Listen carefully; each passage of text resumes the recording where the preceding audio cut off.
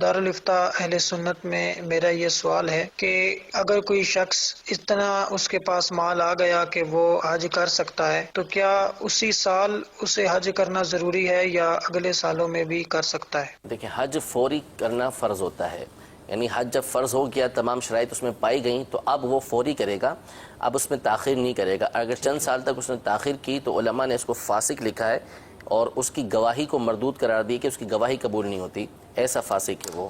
تو حج فرض ہو گیا تو فوری کرنا ہے، اس میں تاخیر نہیں کرنی۔ ہاں، اگر مثال کے طور پہ اس نے اپنے طور پہ کوشش کی، جیسے اب وہ زمانہ نہیں، ہمارے زمانے کے اندر ظاہر سی بات ہے بہت ساری چیزیں تبدیل ہو گئیں کہ پہلے سے جمع کروانا، پھر اس کے بعد قرآن اندازی میں نام آنا، بہت ساری یہ صورتحال ہوتی ہے۔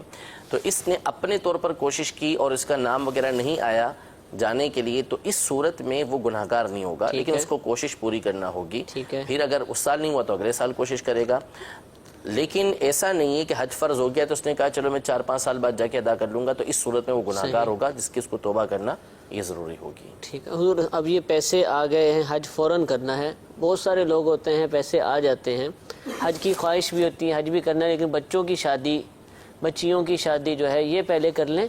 اس کے بعد حج پر چلے جائیں گے، تو کیا یہ اس لیے رقم جمع کر لیں، وہ بھی ایک ضروری کام ہے؟ جی،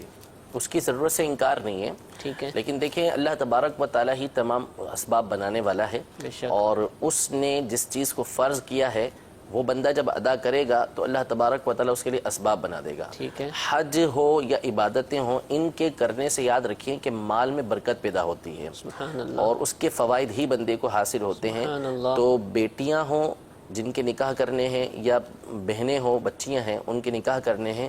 تو اس بنیاد پر حج ساقط نہیں ہو جائے گا، حج فوری کرنا ہوگا۔ اللہ پر توکل کرے، بھروسہ کرے، اللہ تبارک و تعالیٰ اس کی برکت سے ایسے اسباب بنائے گا کہ اس کی مشکلات آسان ہو جائیں گی، اور پھر جو نکاح ہوگا اس نکاح میں برکتیں بھی ہوں گی۔ ورنہ بہت ممکن ہے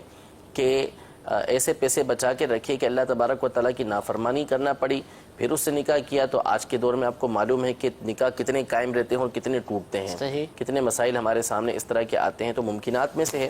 کہ ایسی نحوستیں بھی اس کے اندر شامل ہو جاتی ہوں کہ جس کی پریشانی ہمارے سامنے یہ آتی ہوں۔ تو اگر پیسے جمع ہو چکے ہیں، اتنے ہو چکے ہیں کہ آپ کے اوپر حج فرض ہوتا ہے، تو فوری طور پر آپ حج ادا کر لیں، یعنی آپ پر فرض ہو گیا حج، تو اب آپ تاخیر نہیں کر سکتے اس کے اندر، یعنی اس وجہ سے تاخیر نہیں کر سکتے کہ نکاح کرنا ہے اس لیے میں تاخیر کروں، ایسا نہیں ہو سکتا۔ اچھا، تو یہ کتنی رقم، یعنی ایک تو ہے گورنمنٹ سستا اور ایک ہے پرائیویٹ مہنگا حج ہے، تو کتنی کم از کم ہو؟ گورنمنٹ والی بھی کافی ہے، ظاہر ہے اگر وہ بھی ہو گئی اس کے پاس تو اس کے اوپر حج فرض ہو گیا، اور مثال کے طور پہ گورنمنٹ میں نہیں آیا اور اس کے پاس اتنا مال موجود ہے کہ بآسانی کسی پرائیویٹ سے جا سکتا ہے، تو پرائیویٹ سے جانا پڑے گا، نہیں ہو تو پھر اب اس پہ لازم نہیں ہوگا، پھر انتظار کرے آئندہ سال کے لیے۔ ٹھیک ہے، جزاک اللہ۔